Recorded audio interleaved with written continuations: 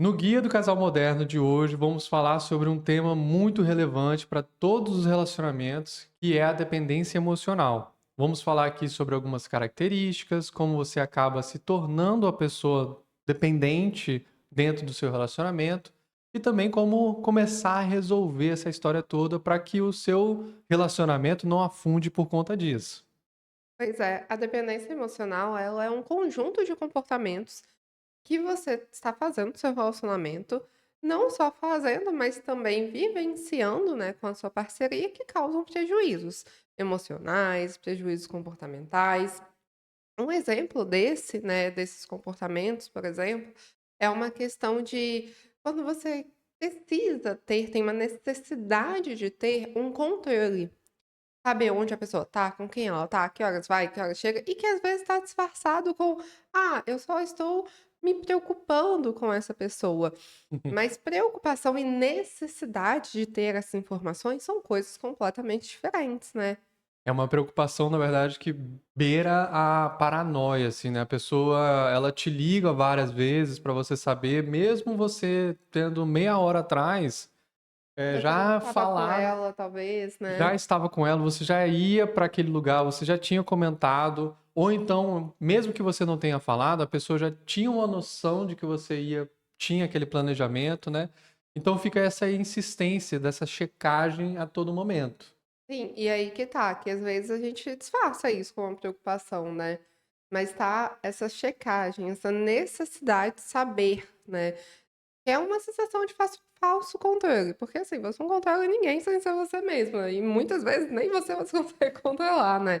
Então acaba que é um comportamento que vai causar prejuízo para você, pela angústia que você está sentindo, pela ansiedade, o medo, os pensamentos ruminantes, né, e também vai causar um desconforto, uma insegurança, uma uma sensação ruim, né, para a outra pessoa que está também recebendo essas ligações e tudo mais, né.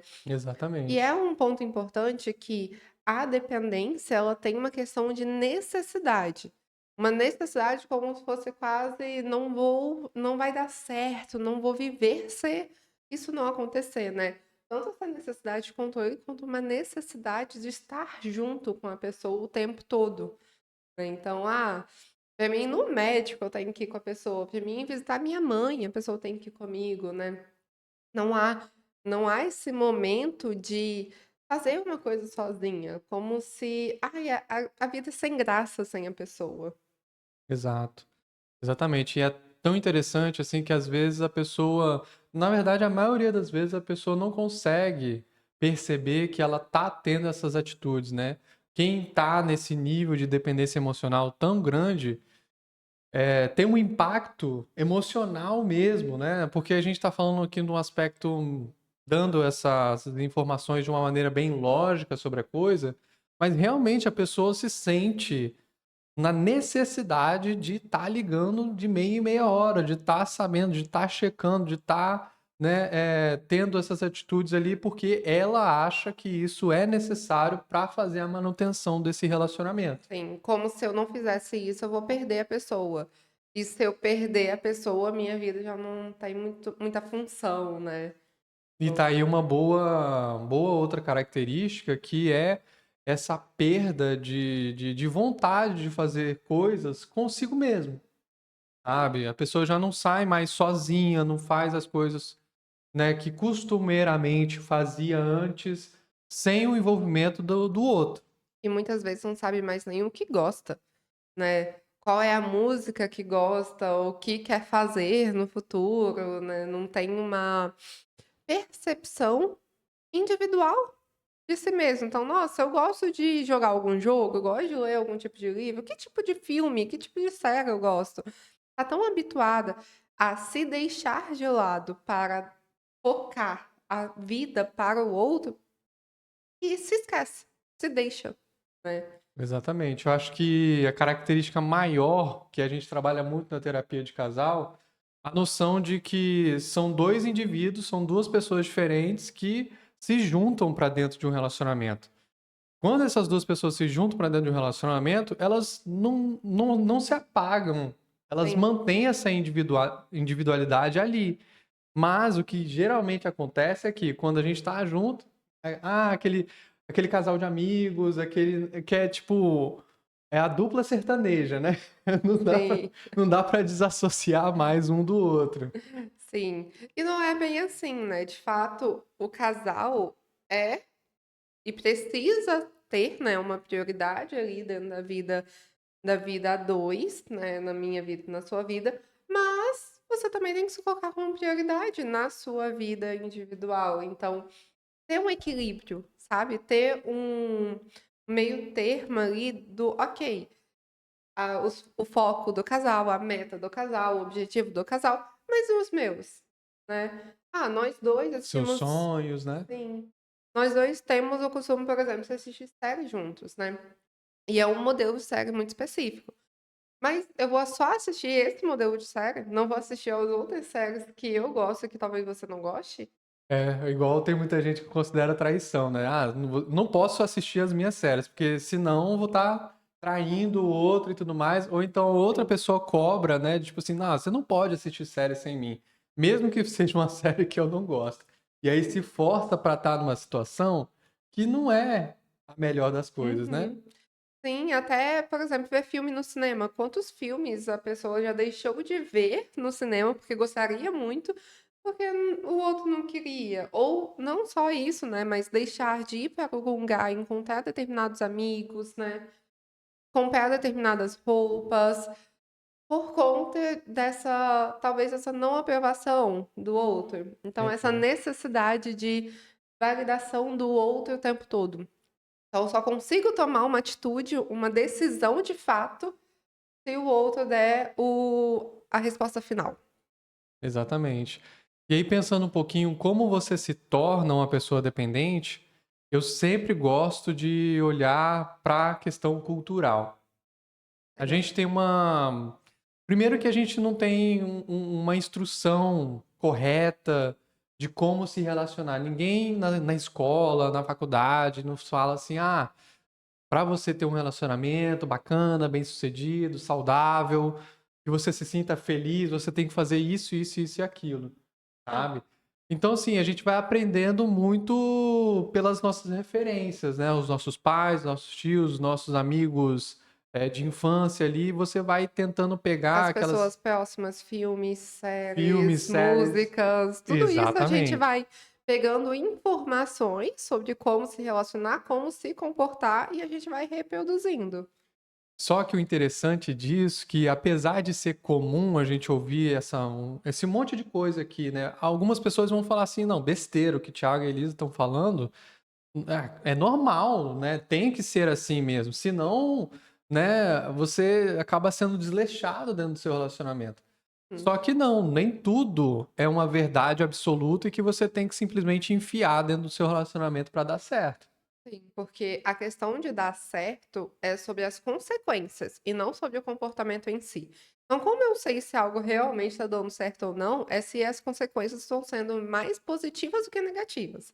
Então, Perfeito. nossa, eu estou me comportando de determinada forma, eu deveria estar muito feliz pelo que eu estou fazendo, mas ela não tá. Então, será que é o certo você estar fazendo isso, sabe? É o tiro saindo pela culatra, né?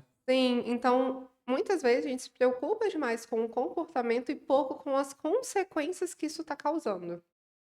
Então é muito também ver as consequências. Isso está sendo verdadeiramente bom? Né? Tá trazendo o equilíbrio, o bem-estar dentro da relação? Se não, opa, vamos sentar e vamos ver o que está de errado e vamos ver o que a gente tem que consertar, vamos tentar encontrar ali o combinado, né, dentro desse relacionamento. Combinado para que as individualidades também sejam importantes. Exato. E assim, acho que a questão chave de quando a gente fala assim, se tornar alguma coisa, e aí no caso aqui o tema, se tornar dependente emocional, tudo vai ter a ver com as nossas escolhas.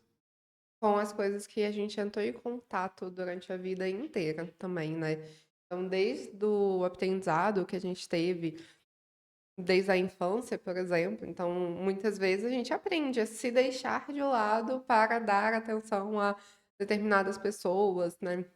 A Exato. gente tem padrão de comportamento. Esse é um tópico muito importante, que cada um vai ter o seu padrão de comportamento, né. Muitas vezes a gente pode chamar isso de personalidade, a gente pode chamar de outras coisas, mas são aprendizados que a gente teve e que foram mais frequentes e que a gente reproduziu ao longo da vida.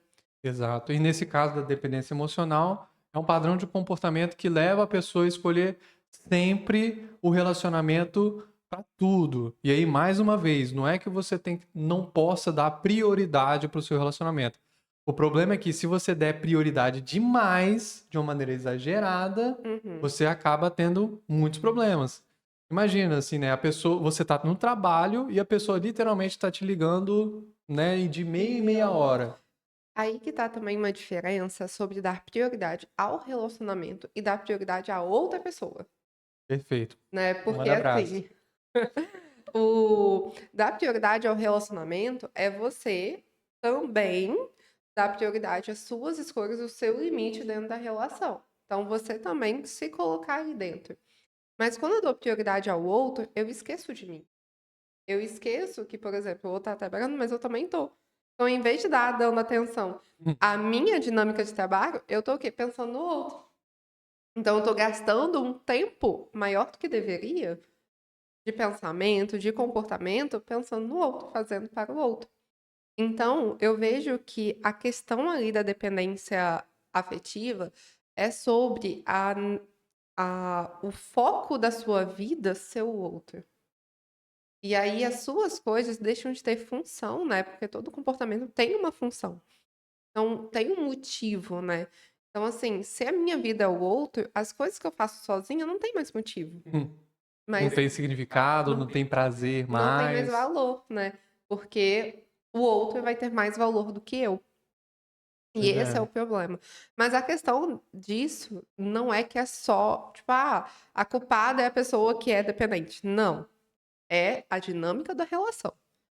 Né, então você acaba reproduzindo alguns comportamentos que você já tinha aprendido e que aquela dinâmica da relação favorece para você se comportar dessa forma. Isso me lembrou de uma ideia que é interessante a gente colocar aqui, que não é só uma pessoa do casal que é dependente, tá? Porque essa dependência vai ser alimentada, às vezes, com uma outra dependência. Uhum, Sabe?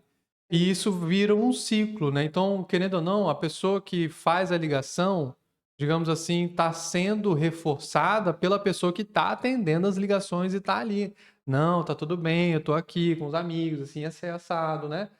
E não tenta intervir diante dessa situação. Inclusive, eu acho que acha até prazeroso também, né, ter a mulher correndo atrás ou ter o homem correndo atrás, Como né, se fosse um prêmio, né. como se fosse "Nossa, um eu sou o prêmio. máximo porque ela tá fazendo isso". Exatamente, sabe. Então, assim, pessoal, para poder começar a resolver essa situação, primeiro de tudo, é o que vocês estão fazendo aqui, vendo esse vídeo até o final, criando conscientização sobre como essas coisas, acontecem geralmente, normalmente, né, no dia a dia, e também, digamos assim, lutar contra isso no sentido de fazer alguma coisa a respeito disso, de começar a mexer na relação pouco a pouco para começar a diminuir esse sofrimento. Vamos Sim. supor que nessa questão de hábitos de estar sozinho, né, de fazer as coisas sozinho. Ao invés de a gente mexer em todos os hábitos, né, agora vocês vão simplesmente fazer tudo sozinho. Não, não é dessa forma. Não é bem assim também, porque quando a gente tá se relacionando, a gente tá escolhendo a pessoa para ser companheira da nossa vida também, né. Então não é sobre só fazer tudo sozinho, mas é sobre você saber o que é para o casal, o que faz sentido para o casal e o que faz sentido para você sozinho, né. É mais sobre Exatamente. isso. Eu fiquei pensando numa questão de como resolver, né. Primeiro ponto sempre é tomar consciência, porque a gente não consegue mudar aquilo que a gente não conhece. Então eu vou até fazer uma metáfora aqui. Pensa comigo, todo dia você passa em sua sala e você fica assim: "Nossa, tem alguma coisa me incomodando, mas eu não sei o que é". Todo dia você passa e você tem a sensação de ter alguma coisa incomodando na sua sala de estar. Até que um dia você vai lá e você percebe que o vaso de enfeite está quebrado e que era isso que estava te incomodando, mas você não conseguiu identificar antes. E aí você consegue pegar o vaso e trocar, mudar, jogar fora ou algo do tipo. E aí vai parar de ser incomodado, né? Então a gente só consegue mudar comportamento, sentimento quando a gente toma consciência desse comportamento. Então o primeiro passo é esse. Porque é assim que a gente vai conseguir, ok, sentar com a sua parceria e conversar, pra saber como que vocês vão conseguir modificar determinados comportamentos, avaliar também sobre si, sobre o que você espera, sobre o que você quer, se faz sentido para sua vida, sabe? Então, isso é importante, o tomar consciência. Perfeito. Então, pessoal, espero que vocês tenham refletido muito sobre esse tema. É um tema enorme que a gente poderia ficar aqui horas e horas dando exemplos, contando casos e tudo mais. Mas a ideia é ser um chacoalhão ali, né? Para vocês começarem a olhar para a vida de vocês e começar, olha, a gente está mais feliz, a gente está mais satisfeito ou a gente está sofrendo mais nessa relação? Sabe? E aí, o que que eu tô sofrendo? É por conta dessas coisas que a gente está falando? E aí seria interessante sempre colocar isso para fora, conversar, dialogar e chegar num acordo, né? De realmente resolver, de tirar esse vaso uma hora ou outra ali, né? Parar de ignorar ele ali, sabe? Sim, sim, isso vai ser de fato importante, porque é assim que a gente toma decisão. A gente toma uma decisão quando a gente põe na balança e vê as coisas, as consequências negativas e positivas daquela questão, né? Perfeito. Então, nos aguardem aí para o próximo episódio.